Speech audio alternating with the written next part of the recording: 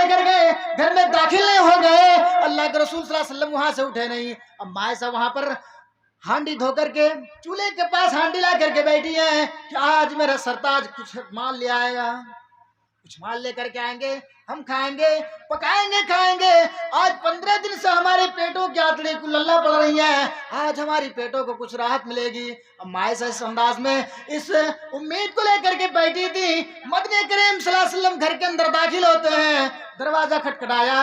अब माए से दरवाजा खोलती हैं, देखती है कि अल्लाह के रसूल जैसे खाली हाथ गए थे मस्जिद नबवी के अंदर, वैसे ही खाली हाथ वापस आ रहे हैं। अब माए से कहती हैं, हाय मेरे सरताज, हाय मेरे शौहर, क्या आपको झोले नहीं मिले, आपको माल नहीं मिला है? अल्लाह के रसूल सल्लल्लाहु अलैहि वसल्लम फरमाते हैं कि मेरी बीवी, दो झोले मुझे भी मिले थे, 2 बैग मुझे भी मिले। जैसे ही मैं मस्जिद नबवी से एंट्री मारी, बाहर निकला, एग्जिट किया, तो यतीम बच्चा दौड़ता हुआ आया।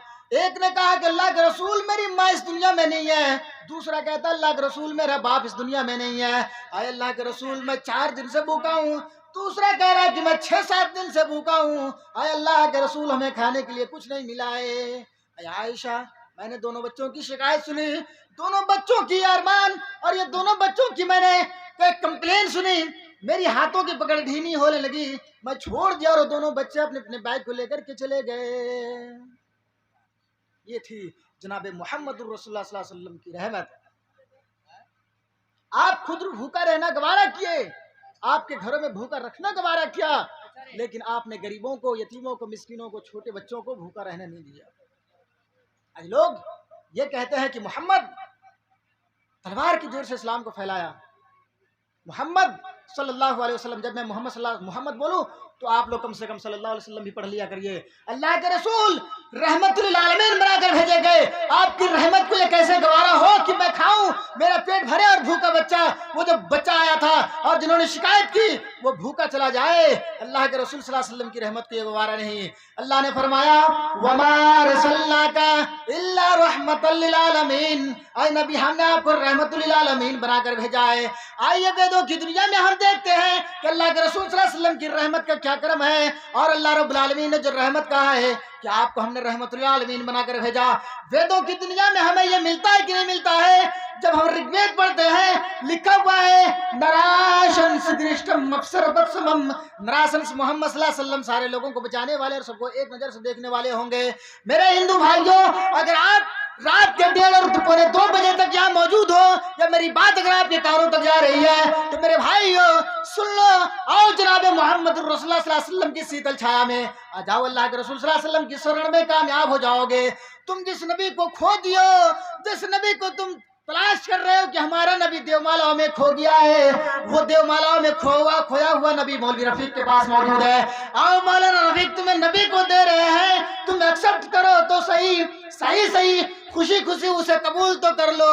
अल्लाह के रसूल सल्लल्लाहु अलैहि वसल्लम के नामों की एक नहीं बल्कि 1000 रेफरेंस धरी पड़ी हैं। मेरे भाइयों, अल्लाह के रसूल सल्लल्लाहु अलैहि वसल्लम के बारे में वेदों में कहा गया है, ऋग्वेद मंडल नंबर 1 सूक्त नंबर 2 मंत्र नंबर 5 में कहा गया है, नराशंस यो नरे प्रशंसियते, नराशंस नाम का आदमी आएगा जिसकी बहुत ज्यादा तारीफ की जाएगी, जिसकी बहुत ज्यादा प्रशंसा की जाएगी, जिसकी बहुत ज्यादा तारीफ की जाएगी। हम जब डिक्शनरी उठाते हैं और मोहम्मद का जब मानक ढूंढते हैं तो हमें ये मिलता है मोहम्मद यानी जिसकी बहुत ज्यादा तारीफ की जाए।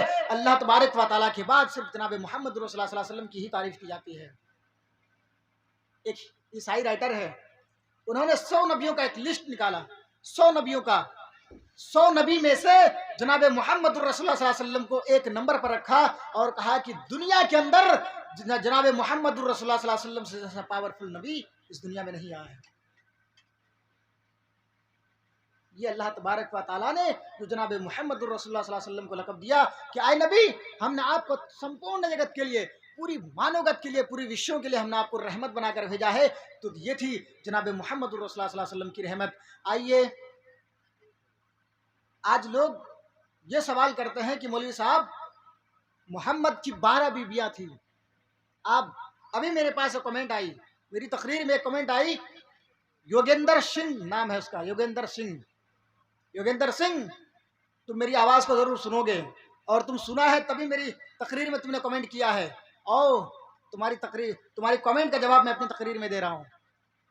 उन्होंने क्या लिखा कि मोहम्मद 6 साल की आयशा से शादी की और मोहम्मद रसूलुल्लाह सल्लल्लाहु अलैहि वसल्लम की जो 4 औलादे हैं वो खदीजा से हैं, इन तमाम बीवियों से क्यों नहीं है?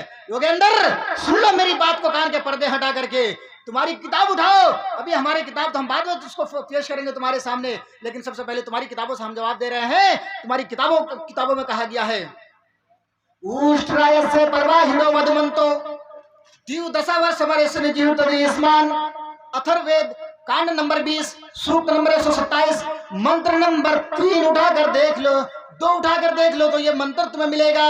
ऊष्ट्रायस्य परवाहिनो मधुमंतो द्यु दशावर्ष वर्षनि जीवितति इस्मान। अल्लाह के रसूल सल्लल्लाहु अलैहि वसल्लम की 12 बीवियां थी, यानी आपकी 11 बीवियां थी। मारिया किप्तिया को देख करके 12 होता है, जो आपकी बीवी नहीं थी, आपकी लोंडी थी, आपकी गुलाम थी, आपकी बांदी थी। लेकिन उस जमाने में बांदी के साथ आप शोहरत कर सकते थे, यानी बांदी को खिलाते पिलाते। अभी भी अगर आपके पास बांदी रखने की ताकत है और उसकी पूरी जिंदगी आपको उसको रखने की ताकत है तो आप अपनी लोंडी के साथ हम बिस्तर कर सकते हैं, उससे बच्चा पैदा कर सकते हैं। इस्लाम का कानून है। उस जमाने में अल्लाह के रसूल सल्लल्लाहु अलैहि वसल्लम से पहले भी और अल्लाह के रसूल सल्लल्लाहु अलैहि वसल्लम के आने के बाद भी मदनी करीम सल्लल्लाहु अलैहि वसल्लम के पास भी लोंडी थी जिनका नाम था मारिया किप्तिया, जिसको देख करके 12 होता है। तुम्हारी किताब अथर्ववेद कांड नंबर 20 सूक्त नंबर 127 मंत्र नंबर 2 उठा लो योगेंद्र सिंह और देख लो योगेंद्र सिंह की तुम्हारी जवाब तुम्हारी किताबों में मौजूद है। अल्लाह के रसूल सल्लल्लाहु अलैहि वसल्लम की 12 बीबियां नहीं बल्कि 11 बीबियां थी। तुम्हारी यहाँ तो श्री कृष्ण जी का 16,108 बीबियां। मौलवी रफीक का सवाल ये किया कि योगेंद्र बताओ कि श्री कृष्ण का जो 16,108 बीबियां थी तो उनमें से सिर्फ एक बीबी से औलाद क्यों थी, इतने से औलाद क्यों नहीं है? मौलवी रफीक तो सवाल नहीं किया है। मौलवी रफीक तो तुमसे योगेंद्र ये सवाल नहीं किया। आखिरकार योगेंद्र तुम कम इल्म हो, तुम्हारे पास कम इल्म है, इसलिए मैं तुम्हें जवाब देना चाहता हूँ मेरे प्यारे भाई, और प्यार के संदेश में तुम्हें देना चाहता हूँ। योगेंद्र मेरी बात को नोट करो, रात के 2 बजे तक मैं तुम्हें बोल रहा हूँ, आज भी वो किताबें तुम्हारे घरों में मौजूद होगी। नहीं है तो आओ मौलाना रफीक के पास, आज मौलाना रफीक के पास मौजूद है वो किताबें। हम तुम्हारी अथर्ववेद खोल कर दिखाएंगे और रेफरेंस नोट कर लो। अथर्ववेद कांड नंबर 20 सूक्त नंबर 127 मंत्र नंबर 2 उठाओ तो देख लो ये मंत्र मौजूद है।